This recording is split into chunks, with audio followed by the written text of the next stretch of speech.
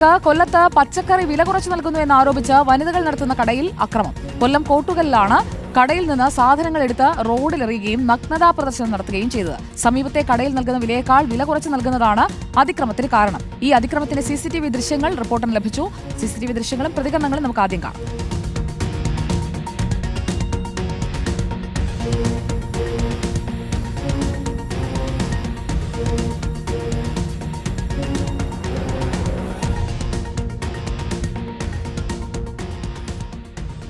ഞങ്ങളുടെ ഷോപ്പിൻ്റെ ബാക്കിലായിട്ട് ഗുണ്ടു മഹേഷ് എന്ന് പറഞ്ഞ ഒരാൾ കോഴിയുടെ ഷോപ്പ് നടത്തുന്നുണ്ട്.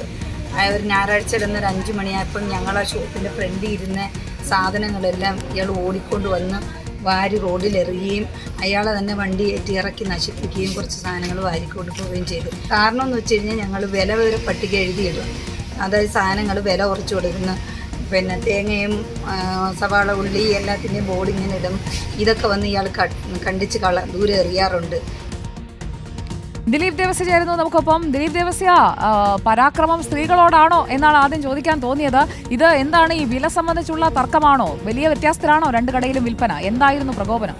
സുജിയ, ഈ അടുത്ത കാലത്ത് ഇവിടെ ഒരു പച്ചക്കറി കട തുടങ്ങുന്നു. അവിടെ പല കാര്യങ്ങൾക്കും വില കുറച്ച് വിൽപ്പന നടത്തുന്നതാണ് ഈ താജിനീസയും ഒപ്പം ജാസ്മിനും ചെയ്യുന്നത്. ഇത് സഹിക്കാൻ കഴിയാതെയാണ് തൊട്ടടുത്തുള്ള ഒരു കടയിലെ ഗുണ്ട് മഹേഷ് എന്നറിയപ്പെടുന്ന മഹേഷ് എത്തുകയും ഈ കടയിൽ കാണുന്ന സകല സാധനങ്ങളും എടുത്ത് പുറത്തേക്ക് വലിച്ചെറിയുകയും ആ വാഹനം കയറ്റി അത് നശിപ്പിക്കുകയും ചെയ്യുന്നു. മാത്രമല്ല തൊട്ടടുത്ത സുഹൃത്തുക്കളെയൊക്കെ കൂട്ടി നിന്ന് മുന്നിൽ വെച്ച് ഇവരെ അസഭ്യം വിളിക്കുന്നു എന്നുള്ള പരാതി അടക്കം പറയുകയും ചെയ്തു. നഗ്നതാ പ്രദർശനമടക്കം ഈ സ്ത്രീകൾക്ക് നേരെ നടത്തുകയും ചെയ്തു. ഇതുമായി ബന്ധപ്പെട്ട് ഈ സ്ത്രീകൾ നേരത്തെ തന്നെ കടക്കൽ പോലീസിൽ പരാതി നൽകിയെങ്കിൽ നടപടി ഉണ്ടായില്ല. പക്ഷേ ഈ CCTV ദൃശ്യങ്ങൾ സഹിതം ഇപ്പോൾ പരാതി നൽകിയതിൻ്റെ അടിസ്ഥാനത്തിൽ കടക്കൽ പോലീസ് കേസെടുക്കുകയും ചെയ്തിട്ടുണ്ട്. പ്രതികൾ ഒളിവിലാണെന്നാണ് ഇപ്പോൾ പോലീസ് പറയുന്നത്.